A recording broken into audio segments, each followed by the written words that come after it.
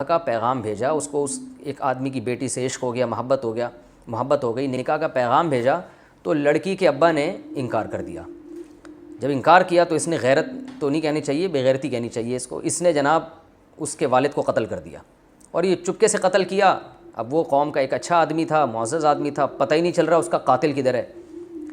تو بڑے پھڈے شروع ہو گئے۔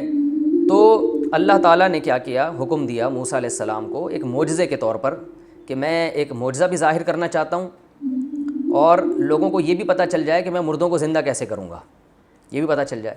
تو بنی اسرائیل کو حکم دیا کہ گائے ذبح کرو، اور گائے جب ذبح ہوگی تو اس گائے کے اس ایک حصے کو نا، گوشت کا ایک ٹکڑا اٹھا کے جو مقتول ہے، جس کا قتل ہوا ہے، اس کو مارا جائے گا، تو اللہ اپنی قدرت سے اس مقتول کو زندہ کر دے گا، اور مقتول خود اٹھ کے قاتل کا نام بتائے گا۔ تو یہ ایک بڑا، یعنی ظاہر ہے موسیٰ علیہ السلام کا ایک معجزہ ظاہر کرنا تھا، اور اس میں بڑا مقصد یہ بھی تھا کہ اللہ بنی اسرائیل کو کھلی آنکھوں یہ دکھانا چاہتے تھے کہ دیکھو میں مردوں کو زندہ کر سکتا ہوں، ورنہ گائے کا گوشت مردے پہ لگاؤ تو اس میں کیا اس میں کون سا کوئی سائنٹیفک کوئی لاجیکل بات ہے کہ جس سے مردہ زندہ ہو، کوئی اس کی سائنٹیفک لاجک تو نہیں ہے، اللہ اپنی قدرت سے کرے گا۔ اور گائے یہ کرنے کی ضرورت کیا تھی کہ گائے ذبح کرو اور گائے کا گوشت قاتل کے لگاؤ؟ اس کی حکمت بعض علماء نے یہ بیان کی ہے کہ عین ممکن ہے کہ اس زمانے میں گائے کی پرستش ہوتی ہو، اور اس کے دو قرائن ہیں، ان علماء کی بات کے مضبوط ہونے کی دو یعنی قرائن ہیں جن سے پتہ چلتا ہے کہ یہ بات بڑی جاندار ہے۔ نمبر ایک، آج بھی ہم دیکھتے ہیں کہ ہندو گائے کی عبادت کرتے ہیں، تو اس سے ہمیں پتہ چلتا ہے کہ قوم ایک ایسی گزری ہے ماضی میں جو گائے کو معبود سمجھا کرتے تھے، اور یہ اسی کے اثرات ہیں ہندوؤں میں جو گائے کی پرستش ہو رہی ہے۔ اور اس کی تائید اس واقعے سے بھی ہوتی ہے کہ موسیٰ علیہ السلام جب تورات لینے کے لیے کوہ طور پہ گئے ہیں تو پیچھے بنی اسرائیل نے گائے کا بچھڑا بنا کے سونے کا اس کی پوجا کرنا شروع کر دی، حالانکہ جو مشرک ہوتے ہیں وہ بتوں کی پوجا کرتے ہیں، گائے کی عام طور پہ نہیں کرتے۔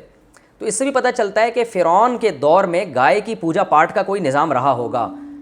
تو اللہ تعالیٰ کا عین ممکن ہے کہ یہ حکمت ہو اس میں کہ یہ چونکہ ایسی قوم میں رہے ہیں جہاں گائے کو مقدس سمجھا جاتا ہے، تو ان کے دل میں توحید کو راسخ کرنے کے لیے ان سے گائے ذبح کروائی جائے، کیونکہ عملی طور پر تو یہ ایک خدا کے قائل ہو گئے ہیں کہ ایک اللہ ہے، ہم اللہ کے سوا کسی کو نہیں مانتے۔ لیکن آپ خود سوچیں نا، جب کوئی جیسے کوئی ہندو ہمیشہ گائے کی عبادت کرتا رہا ہو، اب اگر وہ اسلام قبول بھی کرے گا تو اس کے لاشعور میں گائے کا کچھ نہ کچھ تقدس بیٹھ جائے گا، اور اب اس سے آپ بکری ذبح کرنے کا کہیں کر دے گا وہ اور اس سے آپ کہیں کہ اونٹ نہر کرو کر دے گا، لیکن جب گائے پہ چھری پھیرنے کی بات آئے گی تو سوچیں کہ ساری زندگی جس کی عبادت کی ہو تو چھری پھیرتے ہوئے تھوڑا سا وہ ڈرے گا، ایک لاشعور میں ہوتا ہے انسان کے۔ تو اللہ تعالیٰ نے عین ممکن ہے، میں عین ممکن اس لیے کہہ رہا ہوں کہ یہ کوئی اس بارے میں صحیح حدیث موجود نہیں ہے ہمارے پاس، لیکن علماء کا قول ہے جس کی تائید ہوتی ہے ان چیزوں سے جو میں آپ کے سامنے پیش کر رہا ہوں۔ تو عین ممکن ہے کہ اللہ تعالیٰ نے ان کے دلوں سے گائے کی جو معبود ہونے کا تصور ہے اس کو بالکل کھرچ کے نکالنے کے لیے کہ بھئی گائے بالکل ایسے ہی ایک جانور ہے جیسے بکری ہے، جیسے دمبا ہے، جب چاہتے ہو کاٹ کے کھا جاتے ہو، تو یہ بھی ایک ایسا جانور ہے، دودھ لو، جب دودھ دینا ختم کر دے کاٹ کے کھا جاؤ اس کو۔ ویسے کسی کو اپنی گائے سے محبت ہو جائے تو ایک الگ بات ہے، وہ اس میں نہ کاٹ کے کھائے، ویسے جب ہم جانور پالتے ہیں محبت ہو جاتی ہے تو وہ تو بلی سے بھی ہو سکتی ہے، کتے سے بھی ہو جاتی ہے لوگوں کو، اور بکری سے بھی ہو جاتی ہے، اس میں گائے کی تو کوئی خاصیت نہیں ہے نا، تو وہ ایک الگ بات ہے۔ لیکن نارملی گائے کو مقدس سمجھ کے نہ کاٹنا یہ اسلام کی تعلیمات کے بالکل خلافی ہے، اس میں شرک کا شائبہ ہے۔ تو اس لیے بنی اسرائیل سے حکم دیا گیا گائے کاٹو، گائے جب کاٹو گے تو ان کے دل میں گائے کا تقدس نکلے گا، تو عین ممکن ہے۔ تو اب یہاں سے یہ بات شروع ہو رہی ہے، اللہ نے فرمایا وَإِذْ قَالَ مُوسَىٰ لِقَوْمِهِ، اس وقت کو یاد کرو جب موسیٰ نے اپنی قوم سے کہا کہ اللہ تمہیں حکم دیتے ہیں کہ تم ایک گائے ذبح کرو۔ تو اب ایک دم نا، چونکہ شرک سے مانوس ہو چکے تھے، گائے کو بچھڑا بنا کے عبادت بھی کر چکے تھے، اور فرعونیوں میں بھی ایسے گائے کی عبادت کرنے والے لوگ ہوں گے، ان کے ساتھ رہ کے کچھ نہ کچھ تقدس آ گیا تھا گائے کا۔ تو ایک دم ان کو دماغ میں خیال آیا اور کہنے لگے اے موسیٰ اتتخذونہ ہزوا، کہ آپ ہمارے ساتھ مزاح کر رہے ہیں، کیسی عجیب عجیب باتوں کا آپ ہمیں آرڈر دے رہے ہیں۔ حالانکہ جو پیغمبر کو مانتا ہے وہ پیغمبر کے حکم کے آگے چونو چرا نہیں کرتا، یہ بالکل اس سے ہمیں یہ بھی پتہ چلتا ہے۔ دیکھیں اللہ نے ہمیں بھی بقرعید کے دن گائے بکرے کاٹنے کا حکم دیا، تو صحابہ کرام کو جب رسول اللہ صلی اللہ علیہ وسلم نے بقرعید کے دن جانور کاٹنے کا حکم دیا، انہوں نے یہ لفظ نہیں کہا کہ یا رسول اللہ کیسی بات کا حکم دے رہے ہیں آپ، بلکہ فوراً بڑھ چڑھ کے انہوں نے قربانی کرنا شروع کر دی۔ تو یہ فرق تھا صحابہ میں اور بنی اسرائیل میں۔ تو ہم بھی اگر اپنے آپ کو کامل مومن بنانا چاہتے ہیں تو صحابہ کے راستے پہ چلنا پڑے گا. بقرعید میں اللہ نے حکم دیا جانور کاٹو ہم کاٹ دیں گے, اس لیے کہ پیدا اللہ نے کیا. اور جو لبرلز ہوتے ہیں نام نہاد لبرل, وہ چونو چرا کرتے رہتے ہیں, یار اتنے پیسے کسی بیوہ کو دے دو, اتنے پیسے کسی غریب کو دے دو, اتنے پیسے سے کسی یتیم کی تعلیم کا انتظام کر لو, جس پیسوں سے تم بیل لے کر آؤ گے. تو وہ کرتے رہتے ہیں ایسی باتیں. تو بنی اسرائیل بھی کہنے لگے اتتخذون حضوا, یہ کس قسم کا آرڈر دے رہے ہیں آپ؟ نماز کا حکم دیں, روزے کا حکم دیں, سمجھ میں آتا ہے گائے کاٹنا کیا ہے؟ تو اتتخذون حضوا, کیا آپ ہمارے ساتھ مذاق کر رہے ہیں؟ حضرت موسیٰ کو غضب آیا کہ میری قوم کیسے بات کر رہی ہے مجھ سے. قال موسیٰ علیہ السلام نے فرمایا اعوذ باللہ ان اکون من الجاہلین, میں اللہ کی پناہ مانگتا ہوں اس چیز سے کہ میں جہالت والی بات کروں. میں پیغمبر ہو کے تمہیں آرڈر دے رہا ہوں اور اس میں سنجیدہ نہ ہوں, یہ کیسے ہو سکتا ہے؟ اب بنی اسرائیل کو یقین آ گیا بھائی یہ تو واقعی آرڈر ہے. قالوا, تو بنی اسرائیل کہنے لگے, اب لیت و لال سے کام لینے لگے. جب انسان نے کسی حکم کو پورا نہیں کرنا ہوتا نا تو وہ 100 سوالات آگے شروع کر دیتا ہے. وہ سوالات شروع کر دیے کیونکہ اب تکلیف ہو رہی تھی گائے کاٹتے ہوئے. تو کہنے لگے ادعو لنا ربک, اپنے رب سے پوچھئے, یبین لنا, ہمیں بتائے, ما ہی, کون سی گائے بھائی؟ گایوں کی تو درجنوں قسمیں ہیں. حالانکہ عقل مندی کا تقاضا یہ تھا, حدیث میں آتا ہے اگر بنی اسرائیل اتنے سوالات نہ پوچھتے نا تو جو گائے کاٹ دیتے اللہ قبول کر لیتا, جو مل جاتی کاٹ دیتے. خود پوچھ کے اپنے اوپر پابندیاں. ما ہی, کیڑی گائے؟ قال انہ یقول انہا بقرۃ, جب آپ پابندیاں لگوائیں گے تو پھر اللہ بھی لگائے گا پابندی آپ کے اوپر. تبھی قرآن میں آتا ہے نا دوسرے مقام پہ, لا تسألوا عن اشیاء ان تبد لکم تسؤکم, اے ایمان والو ایسے سوالات مت پوچھا کرو کہ اگر ان کا تمہیں جواب مل جائے تو تم اور پریشان ہو جاؤ. تو جتنا اللہ نے مبہم جو چیز رکھی ہے نا اس کو مبہم ہی رہنے دو. تبھی علماء نے اسی سے یہ استدلال کیا ہے کہ اگر کوئی شخص آپ کو ہدیہ دیتا ہے یا آپ کی دعوت کرتا ہے تو آپ اس سے خود سے نہ پوچھیں کہ تمہارا ذریعہ آمدن کیا ہے. مسلمان ہیں, اچھا گمان رکھیں حلال ہی کماتا ہوگا, جائیں کھا پی کے پتلی گلی سے نکل لیں. خام خواہ میں تفتیش کرنا, بھائی آپ ذرا یہ بتائیں کہ یہ جو آپ مجھے کوفتے کھلا رہے ہیں یہ آپ نے کہاں سے خریدے, کتنے کے خریدے؟ تو پوچھ کے اپنے اوپر پابندیاں نہ لگوائیں. ہاں کسی سے لانگ ٹرم کوئی معاہدہ ہو اور طویل تجارت کرنی ہے یا کہیں رشتہ بھیجنا ہے تو اس میں پھر یہ پہلے سے پوچھ لیں کہ آپ کی ارننگ کیا ہے. اس لیے کہ اگر بعد میں آپ کی وہاں شادی ہو جاتی ہے پھر پتہ چلتا ہے کہ ان کا تو شراب خانہ ہے, تو پھر آپ ساری زندگی کیسے اجتناب کرو گے؟ یعنی پھر تو کیونکہ وہاں بہت لمبا معاملہ ہے نا آپ کا, آج نہیں تو کل تو پتہ چل ہی جائے گا. تو جو چیز کل پتہ چل رہی ہے تو انسان پھر پہلے سے پوچھ لے. لیکن اگر کبھی کبھار لوگوں سے معاملات ہیں, کوئی آپ سے خرید و فروخت کر رہا ہے کچھ, تو پھر اس سے پوچھنے کی شریعت میں اجازت نہیں ہے, کیونکہ سوال پوچھ کے اپنے آپ کو مشکلات میں نہ ڈالیں. ہاں ضروری علم حاصل کرنا بہرحال ضروری ہے. تو اللہ نے فرمایا ما ہی, کیڑی گائے, وہ بنی اسرائیل نے کہا ما ہی, کیڑی گائے.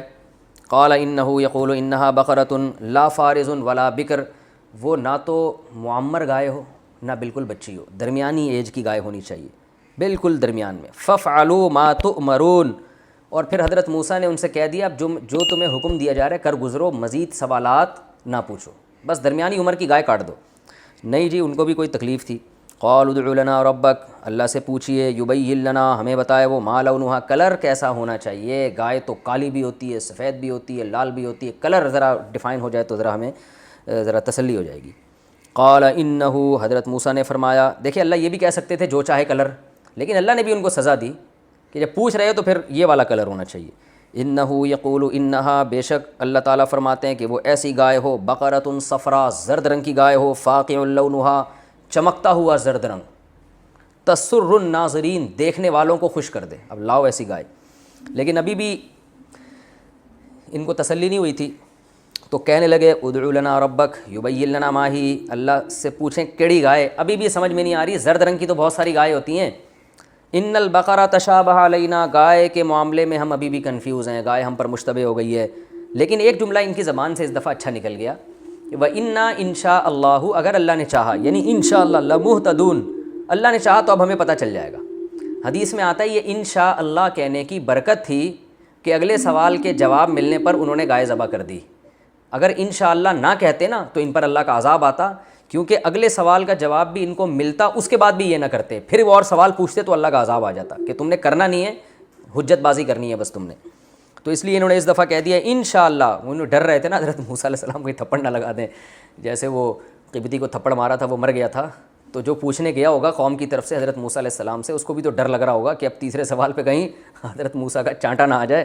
تو اس لیے اس نے کہا اے موسیٰ آپ بس اب ایک بات رہ گئی ہے وہ بتا دیں, اور انشاءاللہ اب ہمیں پتہ چل جائے گا کون سی گائے. یعنی اللہ نے چاہا تو مزید سوال پوچھنے کی نوبت نہیں آئے گی۔ قال انہو، حضرت موسیٰ نے فرمایا کہ اللہ تعالیٰ فرماتے ہیں انہا بقرۃ لا ذلول، ایسی گائے نہیں جو مسخر ہو یعنی ہل چلاتی ہو، تسیر الارض، جو زمین میں ہل جوتتی ہو، کیونکہ وہ اس گائے کا تو بڑا غرق ہو چکا ہوتا ہے نا، جو بیچاری گائے دیکھیں نا جو ہلوں میں ہوتی ہیں ایسی ہڈیوں کا انچر پنچر ڈھیلا ہو چکا ہوتا ہے ان کا۔ ولا تسقی الحرث، اور نہ وہ کھیتیوں کو پانی پلاتی ہو، کیونکہ اس پہ لاد کے ڈول جب رکھے جاتے تھے ویٹ لفٹنگ کا کام اس سے لیا جاتا تھا، تو وہ بھی ظاہر ہے اس کا بھی انچر پنچر ڈھیلا ہو جاتا تھا۔ تو ایسی گائے نہیں ہونی چاہیے، گھر کی پلی ہوئی، جیسے ہم قربانی میں گائے لینے جاتے ہیں نا، لوگ بتاتے ہیں بھائی گھر کا پلا ہوا جانور ہے، بالکل بڑے ناز و نخرے سے اس کو کھلایا پلایا گیا، کام وام نہیں لیا گیا اس سے، تو اس ٹائپ کی گائے۔ مسلمۃ لا شیۃ فیہا، ہر عیب سے پاک ہو، لا شیۃ فیہا، کوئی عیب نہ اس میں۔ قالوا، اب چونکہ ڈرے ہوئے تھے تو بہرحال مسلمان، ایمان تھا اللہ پر، تو کہنے لگے الآن جیت بالحق، اے موسیٰ ہون تسی صحیح بات کر دیو۔ الآن کا معنی کیا ہے؟ اب، رائٹ ناؤ کہتے ہیں نا انگلش میں، اب ہون، جسے پنجابی میں جو ہم نے سنا ہے، تلفظ میں گڑبڑ ہو سکتی ہے بھائی، ہون آپ نے صحیح بات کی ہے۔ فذبحوها، اللہ فرماتے ہیں انہوں نے ذبح تو کر دی گائے، وما کادو، کادا یکادو بہت قرآن میں آتا ہے، یاد رکھیں، کادا اصل میں کیدہ تھا سمیع کی طرح، یکادو اصل میں یک یدو تھا، تو اس کا معنی ہوتا ہے سمیع یسمعو کی طرح ہے، اس کا معنی ہوتا ہے بہت جلد کوئی کام کر لینا، یعنی بہت جلد۔ جیسے کادا، میں اگر اپنے بارے میں کہوں گا نا تو یا میں کسی شخص کے بارے میں کہوں گا کادا زیدن یفعل، قریب ہے کہ زید یہ کام کر لے، بس جو کرنے ہی والا ہوتا ہے، گوئنگ ٹو ڈو جسے انگلش میں کہتے ہیں نا، I am going to do this, یا I M about to sleep جیسے کہتے ہیں، میں بس سونے ہی والا ہوں، یا I am going to sleep, یا I am going to take rest, یا گوئنگ ٹو ڈو دس، کچھ بھی اس طرح کے جو اسٹرکچر استعمال ہوتے ہیں انگلش میں بھی اردو میں بھی، بس میں کرنے والا ہوں، یا یہ کام بس ہونے ہی والا، I am about to reach, میں پہنچنے ہی والا ہوں، تو یہ ہے کادا یکادو کا مطلب۔ اور ما کادا کا مطلب یہ کام ہونے ہی نہیں والا ہے، یعنی اس کے الٹ کر دیں آپ اس کو، تو اللہ فرماتے ہیں وما کادو یفعلون، یہ ایسے تھے ہی نہیں کہ یہ کام کر لیتے، یعنی بجائے اس کے کہ یہ کام ہونے ہی والا ہے، بلکہ یہ کام ہونے والا ہے ہی نہیں، یعنی اس کے بالکل اپوزٹ ہے یہ، تو اللہ فرماتے ہیں یہ قریب تھا کہ یہ نہیں کرتے یہ کام، یعنی اس بات کے انتہا تک پہنچ گئے تھے کہ اب انہوں نے اگلا سوال پوچھ کے سوالات کا دروازہ ہی بند کر دینا ہے اور عذاب آ جاتا ہے، لیکن بس کر لیا انہوں نے، اللہ کی رحمت ہو گئی۔